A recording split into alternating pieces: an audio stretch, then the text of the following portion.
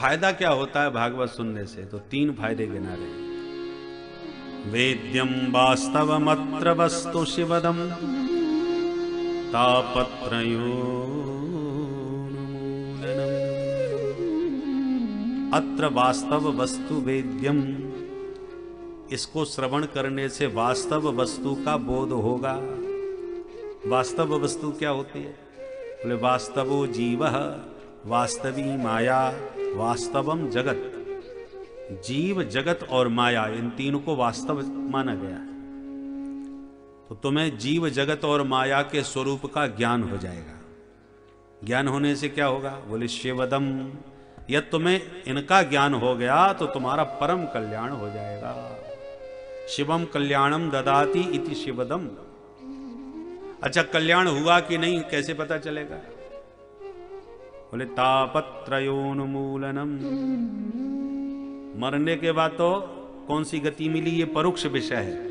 प्रत्यक्ष लाभ यह है कि तापत्रयोन्मूलनम, दैहिक, दैविक, भौतिक, जो 3 तापों में सारा संसार संतप्त है, इन तीनों तापों का सर्वथा निर्मूल, तीनों माने तापों की आत्यंतिक निवृत्ति हो जाएगी। सदा सर्वदा के लिए तुम्हारे जीवन से तीनों ताप समाप्त हो जाएंगे। दैहिक, दैविक, भौतिक ताप इन्हीं को कहते हैं। दैहिक, दैविक, भौतिक। दैहिक ताप माने देह से जो उत्पन्न हो। दैहिक ताप 2 प्रकार के होते हैं, शारीरिक और मानसिक। शरीर में रोग व्याधि हो गई, ये शारीरिक ताप है।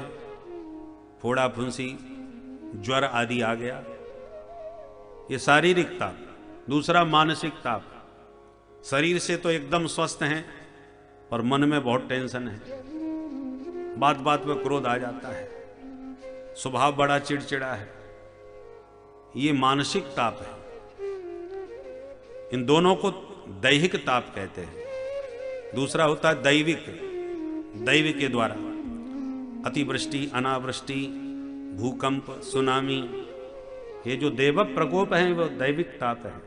और तीसरा होता है भौतिक ताप। भौतिक ताप माने भूत प्राणियों से प्राप्त, जैसे बिच्छू ने काट लिया, सांप ने डस लिया, शेर भालू घर में घुस आया, कि जंगली हाथी ने घर तोड़ दिया, ये भौतिक ताप कहलाते हैं।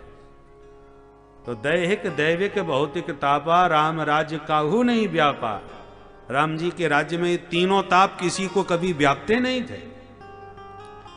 11,000 वर्ष तक भगवान राघवेंद्र ने ऐसा अद्भुत राम राज्य स्थापित किया कि आज तक उसकी चर्चा चलती है। राम राज्य, कभी पिता के सामने पुत्र की मृत्यु नहीं होती, कोई स्त्री कभी विधवा नहीं होती। ये राम राज्य के आदर्श थे।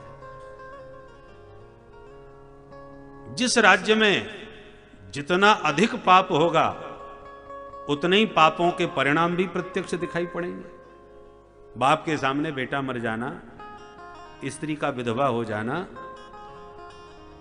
ये सब पाप के ही तो परिणाम हैं। और जब पाप ही नहीं होगा तो पाप का परिणाम कहां से आएगा? तो राम राज्य ऐसा अद्भुत था कि सभी चारों वर्ण अपने अपने धर्मानुसार आचरण करते थे और सभी धर्म में इतने प्रवृत्त थे कि अधर्म का कहीं भी स्थान नहीं था। त्रेता में सतयुग की करनी दिखाई पड़ती थी। इसलिए कोई कभी भी किसी प्रकार से किसी को कष्ट नहीं होता था। राम राज्य काहू नहीं व्यापा। तो तापत्रयोन्मूलनम, तीनों तापों का सर्वथा उन्मूलन हो जाता।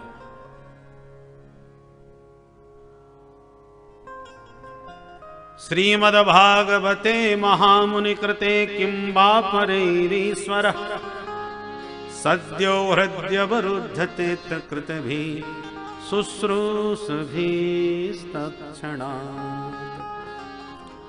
महामुनि श्री कृष्ण द्वैपायन वेद व्यास जी के द्वारा जो प्रकट किया ग्रंथ श्रीमद् भागवत है, क्या इसके श्रवण करने के बाद भी भगवत साक्षात्कार हमको नहीं होगा? किंबा परहि ईश्वर अथवा परहि शास्त्रैहि किंबा विलंबेन ईश्वर हृदय अवरुद्धते। अन्य शास्त्रों का श्रवण स्वाध्याय करने से किसी काल में कभी ईश्वर तुम्हारे हृदय में आएंगे, किंतु अत्र श्रीमद् भागवते तो सद्यो हृदयवरुद्धते, सद्य शीघ्र ही हृदय में आकर के ईश्वर अवरुद्ध हो जाते हैं। कब अवरुद्ध होते हैं हृदय में? बोले शुश्रूष भी तत्क्षणा। शुश्रूष भी माने श्रोतुम इक्षत भी। जहां आपके मन में कथा श्रवण करने की उत्कट अभिलाषा उत्पन्न हुई कि तत्क्षणात ईश्वर हृदय अवरुद्धते, उसी क्षण ईश्वर तुम्हारे हृदय में आकर के अवरुद्ध हो जाएंगे। और शब्दों पर ध्यान दें, हृदय में आके विराजमान हो जाएंगे ऐसा नहीं बोल रहे, विराजते नहीं, अवरुद्धते। विराजमान और अवरुद्ध में होने में बहुत बड़ा अंतर है। जेलर साहब यदि कैदियों के बीच में जेल में बैठ गपशप कर रहे हो तो जेलर साहब को विराजमान कहा जाएगा, कैदी को थोड़ी विराजमान कहा जाएगा। वो तो अवरुद्ध है, चाहते हुए भी बाहर नहीं जा सकता। तो जो चाहते हुए भी बाहर ना निकल पाए वो अवरुद्ध है, और जो जब चाहे तब बाहर जाए और जब चाहे तब भीतर आवे वो विराजमान है। तो भगवान भागवत के प्रेमी श्रोता के हृदय में आके विराजमान नहीं होते, अपितु अवरुद्ध हो जाते हैं। माने भगवान भक्त के हृदय में बंधक बन जाते हैं, कैद हो जाते हैं। सद्यो हृदय अवरुद्धते कृत भी शुश्रूष भी तत्क्षणा।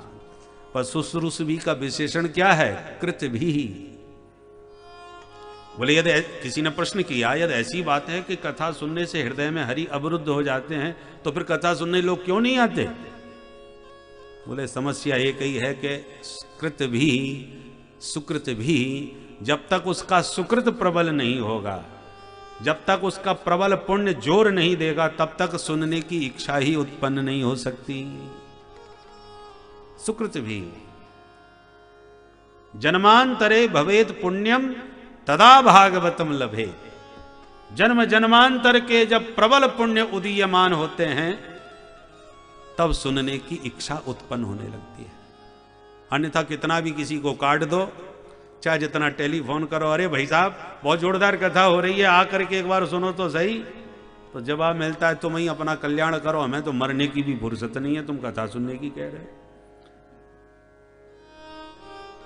तो जब तक सुकृत प्रबल नहीं होंगे तब तक कान पे भी होती रहे तो भी कोई सुनने वाला नहीं है। इसलिए कृत भी, जो माने सुकृत भी होगा, वही शुश्रूष भी, उसी के मन में श्रवण की अभिलाषा उत्पन्न होगी। एक वो है जो पता लगते ही भाग करके चले आते हैं, उन्हें कार्ड फोन की जरूरत नहीं पड़ती। ना ये मतलब कि कौन कथा कहेगा, ना ये मतलब कौन कथा कहलवा रहा है, उन्हें तो पता भर चल जाए कथा हो रही है तो धावंती रसलंपटा। कमल जब खिलता है तो भौरों को निमंत्रण कार्ड नहीं देना पड़ता, भौरे अपने आप उसकी सुगंध पर मड़राते हुए उड़ते हुए चले आते हैं। दुर्गंधी में रहने वाले कीटाणु जीव जंतु क्या जाने उस सरसिज की सुगंध का सौरभ। अच्छा, ये भागवत है क्या? तीसरे श्लोक में इसका स्वरूप समझा रहे हैं। निगम कल्पतरोर्गलितं फलम् शुकमुखादम तद्रव संयुतं पिबत भागवतं रसमालयम्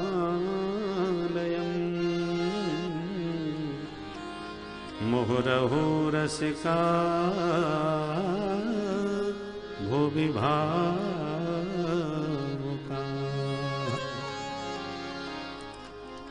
निगम, निगम नाम वेदों का है। नितराम गमयति बोधयति सनिगमो वेदः। जिसके द्वारा हमें उस परम तत्व का बोध प्राप्त हो उसका नाम निगम। वेद ही बतलाते हैं कि वो परम तत्व क्या है, नहीं तो तत्व के विषय में कहां से जानकारी मिलेगी? वेद भगवान ही तो बताएंगे। और वो वेद भगवान साक्षात कल्प वृक्ष के समान है, कल्पद्रुम के समान है। निगम कल्पतरो, कल्पतरु माने कल्प वृक्ष। कल्पतरु क्यों कहते हैं? कल्पितम संकल्पितम राति ददाति इति कल्पतरु। जिसके नीचे बैठकर जैसा संकल्प करो, आपके संकल्प के अनुसार तत्काल फल प्रदान कर दे, उसका नाम कल्पतरु। तो वेद भगवान कल्पतरु हैं, क्योंकि वेदों में समस्त मनोरथों की सिद्धि के मंत्र हैं।